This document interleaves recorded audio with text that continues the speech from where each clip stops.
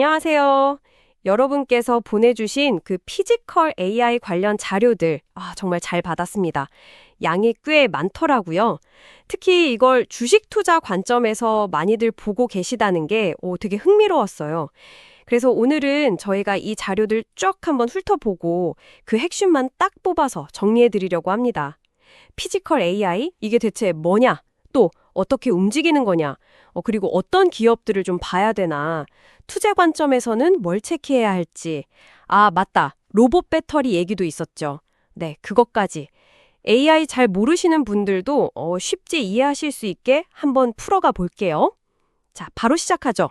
우선 피지컬 AI. 이게 도대체 뭘까요? 제일 쉽게 말하면 뇌, 감각, 몸. 이 세 개가 딱 합쳐진 AI라고 보시면 돼요. 뇌는 이제 판단하고 계획하는 AI 모델, 감각은 카메라나 센서 같은 거, 세상을 받아들이는 부분이죠. 그리고 몸은 뭐 로봇 팔, 바퀴 이런 것처럼 진짜 움직이는 부분. 그러니까 기존 AI, 뭐 예를 들면 챗GPT 같은 거 있잖아요. 이런 LLM들이 주로 말 잘하는 똑똑한 상담사, 뭐 그런 역할이었다면 피지컬 AI는 거기에다가 약간 아이언맨 슈트 같은 몸을 딱 입힌 거예요. 그래서 진짜 현실 세계에서 뭐 물건 짚고, 걷고, 운전하고 그런 단계로 가는 거죠. 한마디로 현실이랑 상호작용하는 AI? 그럼 이 아이언맨 슈트 입은 AI, 현실에서 어떻게 움직이는 걸까요? 크게 네 단계로 볼 수 있어요. 첫째는 보기, 그러니까 지각이죠. 카메라 같은 걸로 주변을 쓱 보고, 저기 컵 있네? 책상 위에? 이렇게 사물이랑 위치를 파악하는 거예요. 둘째는 이해. 이게 그냥 보는 게 아니고 컵은 좀 미끄러울 수 있겠다. 책상은 단단하겠지. 이렇게 세상이 어떻게 돌아가는지 물건 특징 같은 걸 머릿속에 그리는 단계예요. 뭐랄까, 세상 사용 설명서? 그런 걸 내재화하는 거죠. 셋째는 계획. 목표 달성을 위해서 이제 구체적인 순서를 정하는 거예요. 컵 잡으려면 일단 팔 뻗고 손가락 살짝 우무려서 이 정도 각도로 들어야겠다. 뭐 이런 식으로요. 마지막 넷째가 행동. 이제 계획한 대로 로봇 팔다를 뭐 모터나 관절에 정확한 신호를 딱 보내서 진짜 움직이는 단계. 생각을 행동으로 옮기는 거죠. 여기서 진짜 중요한 포인트가 있어요. 기존의 그 언어 모델, LLM하고의 결정적인 차이점인데요. LLM은 글자를 입력받아서 글자를 출력하잖아요. 네, 그렇죠. 텍스트 기반이죠. 근데 피지컬 AI는 카메라 영상이나 센서 값 같은 이런 현실 데이터를 받아서 로봇 모터나 관절을 움직이는 아주 구체적인 명령을 내보내야 돼요. 예를 들면 뭐 오른쪽 어깨 관절 30도 회전, 초당 10도 속도로 이런 식으로요. 그러니까 단순히 말을 잘하는 걸 넘어서 말을 행동으로 실시간 번역하고 심지어 그걸 안전하게 해야 한다는 거죠. 단순히 똑똑한 걸 넘어서 실제 움직임이랑 연결되니까 이게 훨씬 복잡하겠네요. 맞습니다.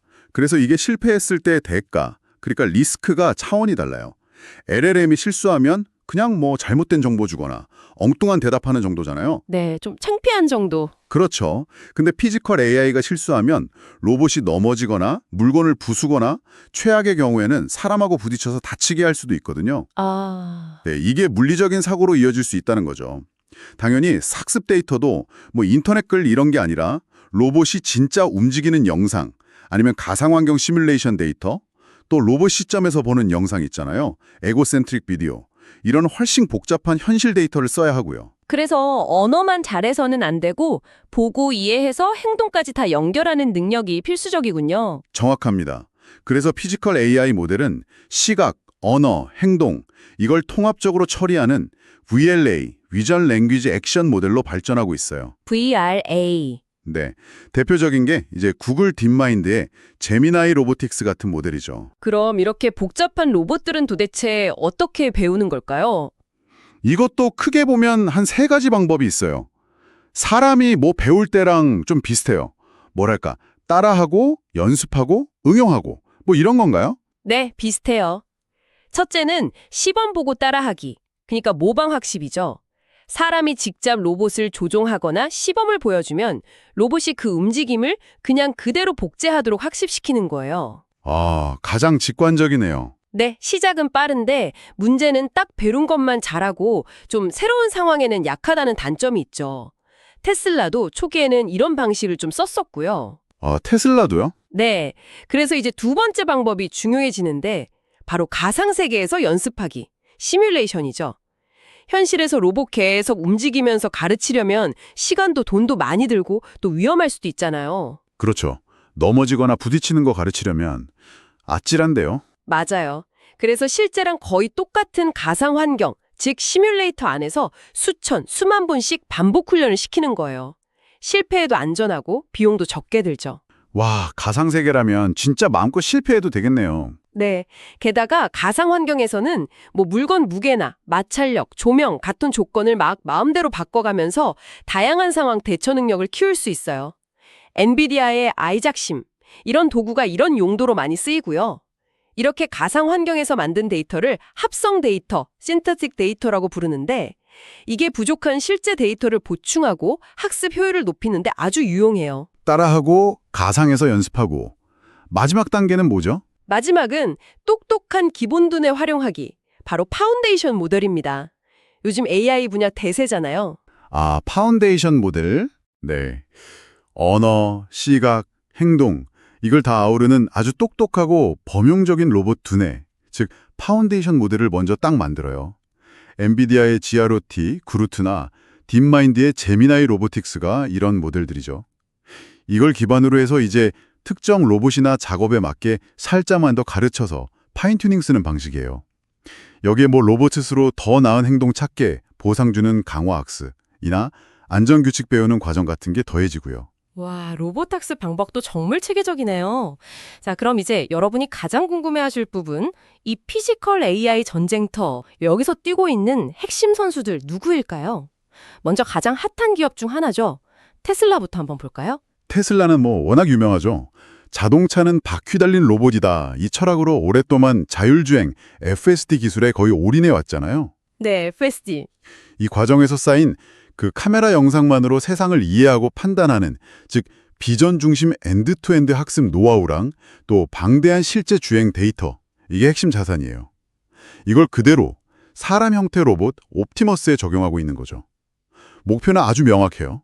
공장이나 물류 현장의 그 힘들고 위험하고 반복적인 작업들, 이걸 로봇으로 대체하겠다. 테슬라의 진짜 무기는 역시 그 말씀하신 실제 데이터, 현장 데이터겠군요. 그렇습니다. 테슬라 전략의 핵심은 압도적인 현장 데이터 규모, 즉 스케일이에요. 초기에는 사람이 시연하는 거 따라 배우게 했지만 최근에는 그 직원들이 카메라 달린 헬멧이나 옷 같은 거 입고 실제 작업하는 모습을 막 찍어요. 그 영상을 통해서 로봇이 스스로 사람 손놀림이나 도구 사용법 같은 걸 배우는 관찰학습 비중을 늘리는 걸로 보입니다. 수백만 대 테슬라 차량이 도로에서 모으는 데이터, 그리고 기가팩토리 같은 실제 생산 현장에서 나오는 데이터, 이건 뭐 다른 기업들이 따라하기 정말 힘든 강력한 경쟁 우위죠. 현재 공개된 옵티머스 영상들 보면 뭐 물건 옮기고 분류하고 간단한 조립 같은 거 하던데 근데 아직 좀 갈 길이 멀어 보이기도 하고요. 네, 맞아요. 아직 뭐 사람 손처럼 아주 정교한 작업이나 미세한 힘 조절은 좀 어렵고 또 예상치 못한 상황에서 안전성 문제, 그리고 로봇을 대량으로 싸게 만들고 유지 보수하는 시스템 구축, 이런 건 여전히 큰 숙제예요. 하지만 중요한 건 이 방대한 실제 데이터를 계속 학습하면서 로봇의 일반화 능력, 그러니까 새로운 환경이나 작업에 적응하는 능력을 굉장히 빠르게 키워나가고 있다는 점이에요. 다음 선수는 엔비디아입니다. GPU 회사로 워낙 유명한데 로봇 분야에서는 어떤 역할을 하는 건가요? 엔비디아는 단순히 칩만 파는 회사가 아니에요, 이제는. 피지컬 AI 시대를 딱 보고 로봇 개발 생태계 전체를 장악하려는 아주 큰 그림을 그리고 있습니다. 로봇의 두뇌 역할을 하는 고성능 칩 있죠?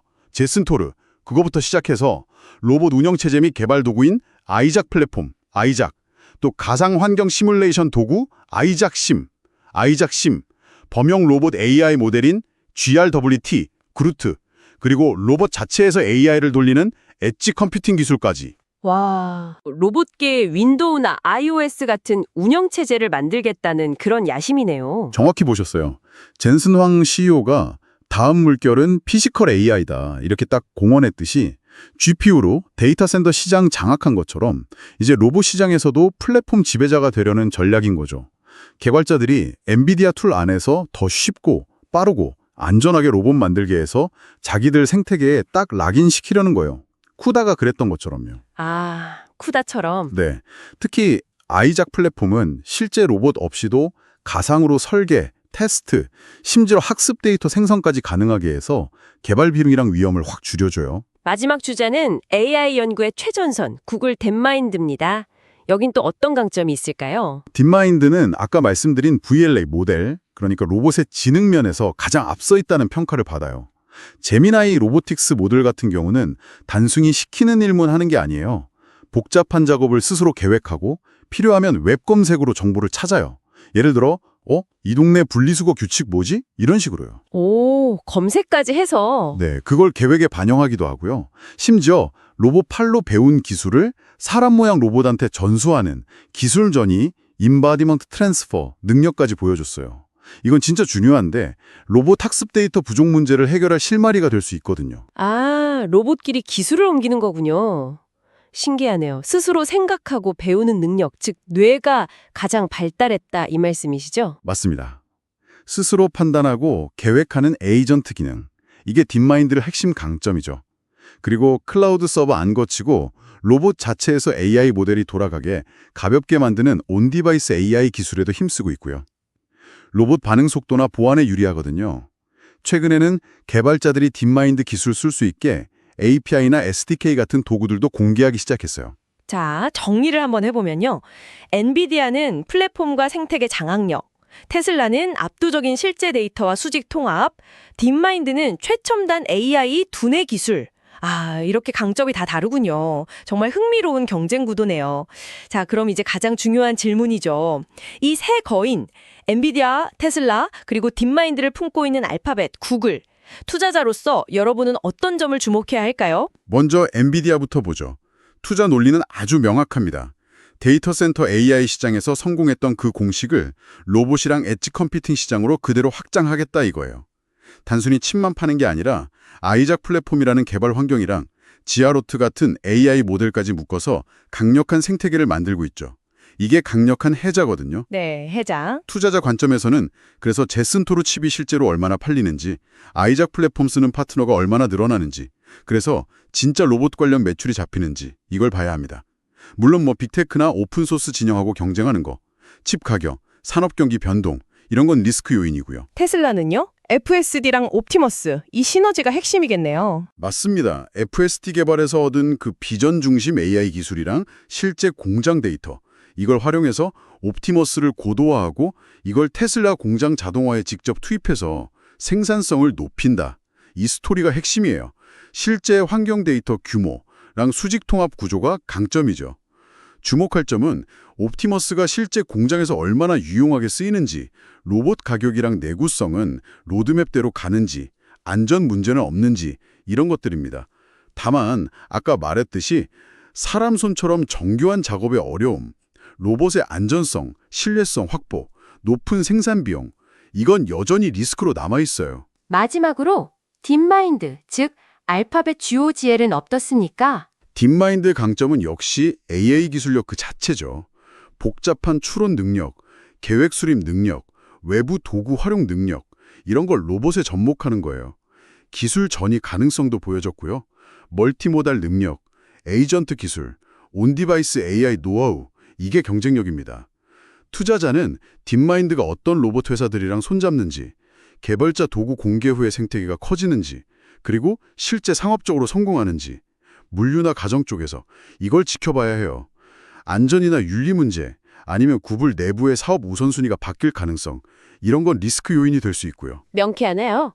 딱 정리하면 엔비디아는 뭐랄까 삽과 곡괭이 같은 플랫폼, 테슬라는 금광과 채굴 능력, 수직 통합, 딥마인드는 최첨단 탐사 기술, AI 두뇌, 이렇게 비유할 수 있겠네요.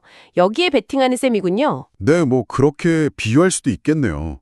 물론 이건 현재 상황이고 앞으로 시장이 어떻게 흘러갈지 단기, 중장기 시나리오도 한번 그려볼 수 있어요.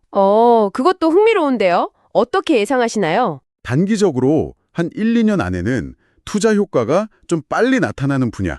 예를 들면 물류나 창고 자동화, 물건 짚고 피킹, 포장하고 패킹, 분류하는 로봇들.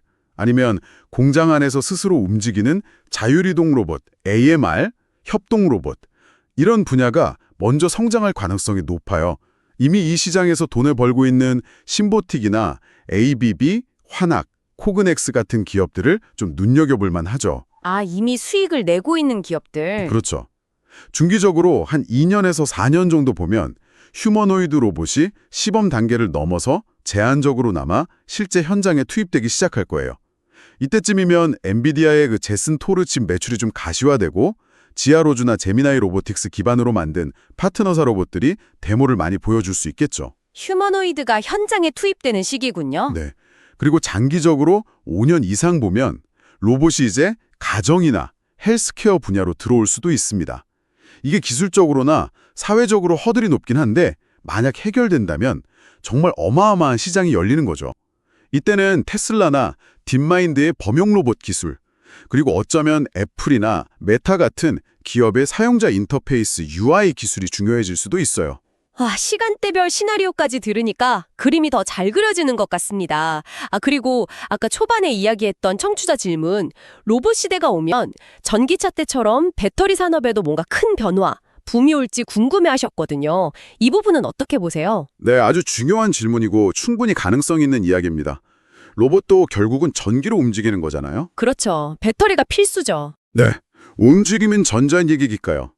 로봇 수가 늘면 당연히 배터리 수요도 폭발적으로 늘 수밖에 없어요. 전기차가 도로를 점령했듯이 로봇이 공장, 창고, 심지어 가정을 채운다고 생각해 보세요. 배터리 시장에는 정말 제2의 전성기가 올 수 있습니다. 와, 그럼 전기차 배터리 만드는 회사들, 뭐 LG엔솔이나 삼성 SDI 같은 곳들이 다 수혜를 보겠네요? 꼭 그렇지만은 않아요. 이게 전기차 배터리랑 로봇 배터리는 요구 조건이 조금 달라요. 아, 다른가요? 네. 전기차는 한 번 충전해서 최대한 멀리 가야 하잖아요. 그래서 대용량하고 에너지 밀도가 제일 중요해요. 그래서 보통 크기가 큰 파우치형이나 각형 배터리를 주로 쓰죠. 반면에 로봇은 상대적으로 좀 짧게 쓰고 자주 충전하는 경우가 많을 수 있고요. 또 순간적으로 큰 힘을 내는 고출력 성능, 그리고 넘어지거나 부딪혔을 때 안전성, 마지막으로 가벼운 무게, 경량화, 이게 더 중요할 수 있어요. 예를 들어 휴머노이드가 넘어졌는데 배터리가 폭발하거나 불나면 큰일 나잖아요. 아, 그러네요. 용도가 다르니까 필요한 배터리 특성도 완전 다르군요. 그렇죠. 그래서 로봇에는 전기차랑 뜻같은 배터리보다는 작은 원통형 배터리나 소형 파우치형 배터리처럼 크기가 작고 안전하고 또 빨리 충전할 수 있는 그런 맞춤형 배터리가 더 많이 쓰일 가능성이 커요. 그리고 안전성이 워낙 중요하니까 아예 폭발 위험이 낮은 전고체 배터리 같은 차세대 기술이 로봇 분야에서 먼저 상용화될 수도 있고요. 오, 전고체 배터리? 그럼 어떤 배터리 기업들을 좀 주목해보면 좋을까요? 기존 배터리 강자 중에서는 LG 에너지 솔루션, 삼성 SDI, 파나소닉처럼 특히 소형 원통형이나 소형 파우치형 배터리 기술력이 좋은 기업들이 유리할 수 있어요. 특히 삼성 SDI 같은 경우는 원래 전동공구용 고출력 원통형 배터리의 강점이 있었거든요. 아, 전동공구요? 네. 그리고 중국의 BYD는 자국 로봇 기업들과의 연계나 LFP 배터리 기술을 활용할 수 있겠고, 소니나 무라타 같은 일본 기업들은 소형 리튬이온 배터리 기술력이 강점이죠. 또 퀀텀스케이프나 솔리드 파워 같은 전고체 배터리 개발 스타트업들도 당연히 주목할 필요가 있고요. 투자자 관점에서 핵심은 로봇 시장 개화가 배터리 산업의 새로운 성장 동력이 될 수 있다는 점. 하지만 전기차와는 다른 특성, 소형, 고출력, 안전성 이 요구되니까 관련 기술, 원통형, 소형 파우치, 전고체를 가진 기업에 주목해야 한다는 것. 그리고 실제로 로봇 기업들이 어떤 배터리 제조사랑 협력하는지 이걸 계속 추적하는 게 좋은 방법이겠죠? 와, 정말 알찬 정보 감사합니다. 오늘 저희는 여러분이 보내주신 자료를 바탕으로 피지컬 AI의 개념부터 작동 원리, 학습법, 핵심 기업 분석과 투자 포인트, 그리고 로봇 배터리 시장 전망까지 아주 깊이 파고들어 봤습니다. 여러분의 궁금증 해소와 또 투자 아이디어 구체화에 조금이나마 도움이 되셨기를 바랍니다. 마지막으로 여러분께 한 가지 질문을 던지면서 마무리할까 하는데요. 지금까지는 주로 공장이나 물류창고 이야기를 많이 했잖아요.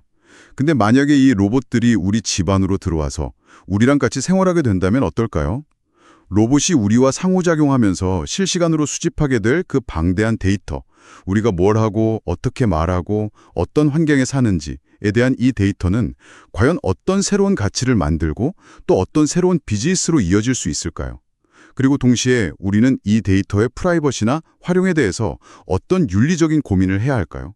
이 데이터가 가진 엄청난 잠재력과 그에 따르는 책임에 대해 한번 생각해 보시면 다가올 미래를 좀 더 깊이 이해하시는 데 도움이 될 겁니다. 네, 오늘 귀한 자료와 함께해 주신 여러분께 다시 한번 감사드립니다. 저희는 다음 시간에 더 흥미로운 주제로 돌아오겠습니다.